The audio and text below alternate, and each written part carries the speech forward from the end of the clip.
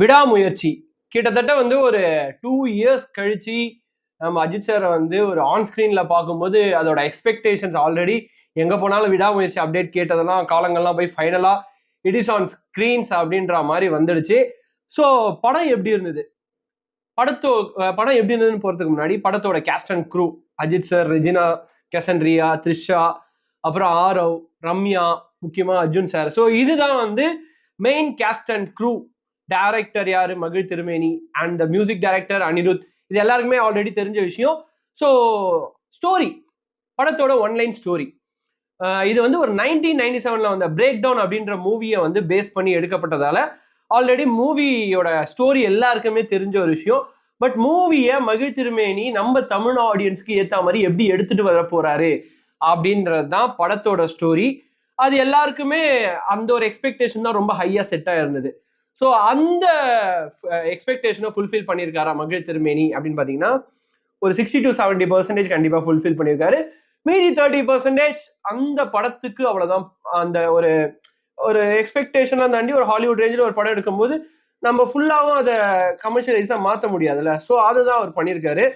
So அப்படி பார்க்கும்போது படத்தோட ஸ்டோரி, சினிமோட்டோகிராஃபி அப்படின்னு நிறைய ஆங்கிள்ஸ் இருக்கு. ஃபர்ஸ்ட் அதுக்கு முன்னாடி நம்ம வந்து த்ரிஷா அண்ட் அஜித் இவங்களோட ஆன் ஸ்கிரீன் பேர் இதை பத்தி நம்ம சொல்லி ஆகணும். ஆசமெட்டிக். என்னன்னா அஜித் சாருக்கு ஒரு ஒரு லுக் இருக்கு, த்ரிஷாக்கு அவங்களோட ஏஜுக்கு ஒரு லுக் இருக்கு. இவங்க ரெண்டு பேரும் வந்து ஆன் ஸ்கிரீன்ல பேர் பண்ணும்போது literally we can see the ஒரு ஒரு அந்த லவ் ஆட்டோமேட்டிக்கா இருக்க ஒரு மூமெண்ட் மாதிரி ஒரு ஃபீல் ஆகுது. என்னை அறிந்தால பார்த்துருக்கோம், இப்போ இந்த படம், அப்புறம் மங்காத்தா, இந்த மாதிரி படத்துல நம்ம பார்த்துருக்கிறதுனால நம்மளுக்கு அந்த லவ் இந்த படத்துல கொஞ்சம் டிஃப்ரெண்டாவே தெரியுது. ஸோ அதை சூப்பரா ஒர்க் அவுட் பண்ணியிருக்காங்க.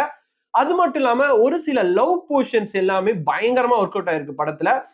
ஃபார் எக்ஸாம்பிள் அஜித் சாரை வந்து இந்த மாதிரி ஒரு லவ் போர்ஷன்ஸ் பார்க்க முடியுமா? இவ்வளோ வந்து நிறைய நம்ம ஒரு லவ் போர்ஷன்ஸ், மேரேஜ் போர்ஷன்ஸ்ல பார்த்துருக்கோம்.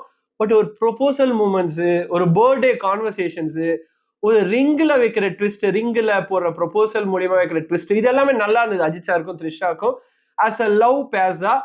ஸோ அப்பார்ட் ஃப்ரம் தட் படம் எப்படி இருந்தது அப்படின்னு பார்த்தோம்னா, நான் முதல்லயே சொன்ன மாதிரி ஒரு வேற ஒரு ஸ்டோரியை பேஸ் பண்ணி, வேற ஒரு ஸ்டோரியை வந்து இங்கிலீஷ் படத்தை இங்க தழுவி எடுத்திருக்கிறதுனால படத்துல வந்து இந்த ஹைப் சீன்ஸ் அப்படின்றது வந்து ஆஃப்டர் 2 இயர்ஸ் எல்லாருமே எக்ஸ்பெக்ட் பண்ண ஒரு விஷயம். பட் அதை வந்து ஃபுல்ஃபில் பண்ணாரா அப்படின்னு பார்த்தீங்கன்னா மகிழ் திருமேனி அவர்கள் ஃபுல்ஃபில் பண்ண முடியல அப்படின்றத நம்ம டைரக்டா சொல்லலாம். ஏன்னா இப்போ அஜித் சார் வராருன்னா ஒரு ஓப்பனிங் அப்படியே ஒரு மாசா இருக்கும். இப்போ மங்காத்தால எடுத்துட்டீங்கன்னா அந்த உள்ள என்ட்ரி வேற லெவல்ல இருக்கும்.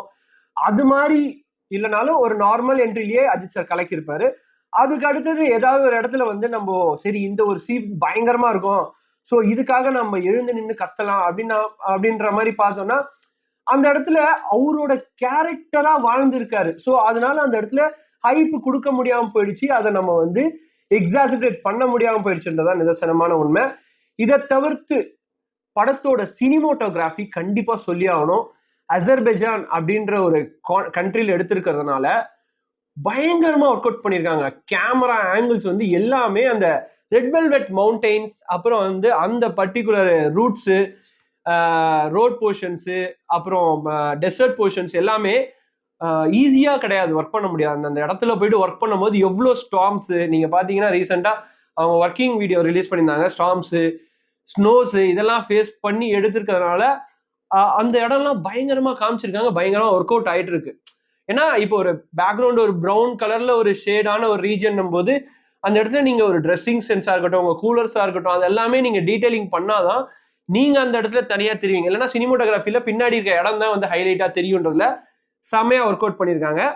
அப்பார்ட் ஃப்ரம் தட் படம் எப்படி இருந்தது, கிளாஸியா, அதாவது ஒரு ஸ்டோரி இப்ப கமர்ஷியலா குடும்பமா பார்க்கணும் அப்படின்னா கண்டிப்பா பார்க்கலாம்.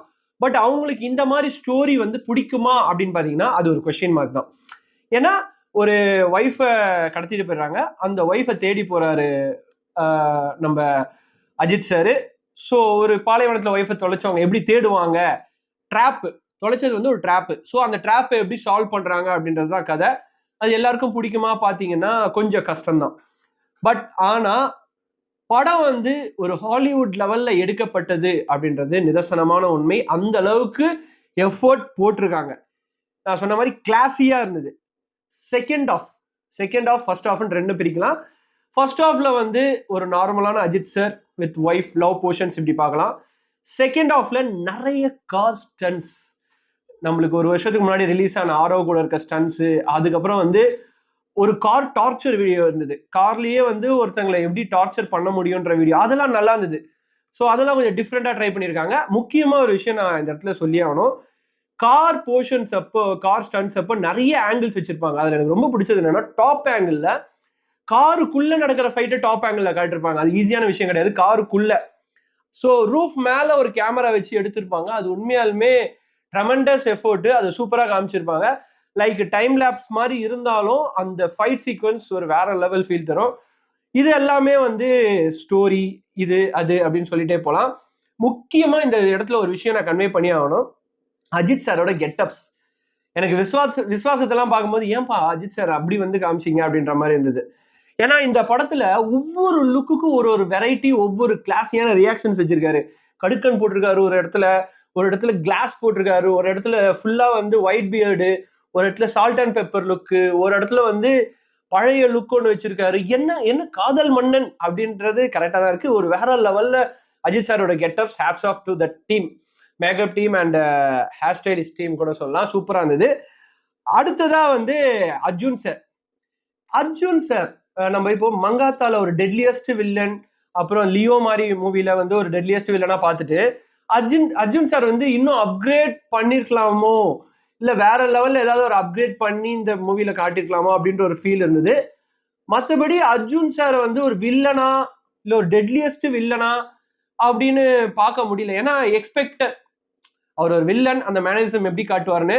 ஸோ அப்பார்ட் ஃப்ரம் தட் வேற ஏதாவது ஒரு மேனரிசம், வேற ஏதாவது ஒரு அதாவது அன்இமேஜினபிளா ஏதாவது பண்ணிருக்க முடியுமா அப்படின்றதான் எனக்கு இருந்த ஒரு பர்சனல் ஆஸ்பெக்ட். அதை தவிர்த்து ரெஜினா கேசன்ட்ரியா அவங்க வந்து ராக் பண்ணியிருக்காங்க. ஆரவ் ஆஸ் அ ஜிம் பாயா வேற லெவல்ல பண்ணியிருக்காரு. அவரோட லுக் வைஸும் சரி, அவரோட ஆக்டிங்கும் சூப்பரா இருந்தது. ஏன்னா கோப்பப் பண்ணி நடக்கிறதுன்றது வேற விஷயம் அஜித் சார் கூடலாம். அடுத்ததா வந்து ரம்யா அங்கங்க ஸ்பாட்ஸ்ல வந்தாலும் அவங்களுக்கும் ஒரு சின்ன ஸ்கோப் இருக்கு. ஸோ ஓவராலா நான் ஃபர்ஸ்டே கேஸ்ட் அண்ட் க்ரூல சொன்ன மாதிரி அஜித் சார், அப்புறம் த்ரிஷா, ரெஜினா, அர்ஜுன், ஆரவ் அண்ட் ரம்யா, இந்த ஒரு 6-7 பேரு, அது தவிர்த்து அசர்பைஜான்லயே இருந்த ஒரு சில ஷாப்ஸ், அப்புறம் ஒரு சில மெம்பர்ஸோட தான் இந்த படம் ஃபுல்லா டிராவல் ஆகுது. இது வந்து உங்களுக்கு கண்டிப்பா பிடிக்கும்.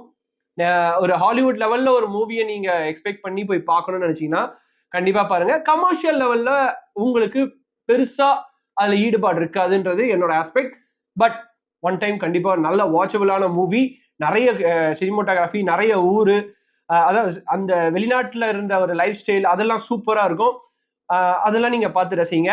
Two watch in theatres whatever movie. கண்டிப்பா விடாமுயற்சி, ஒரு விடாமுயற்சியான மூவி தான்.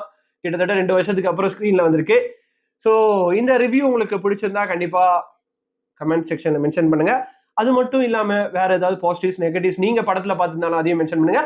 This Vijay Karthik signing off. Tata bye bye, see you. மறக்காம நம்ம சேனலை சப்ஸ்கிரைப் பண்ணி வச்சுக்கோங்க.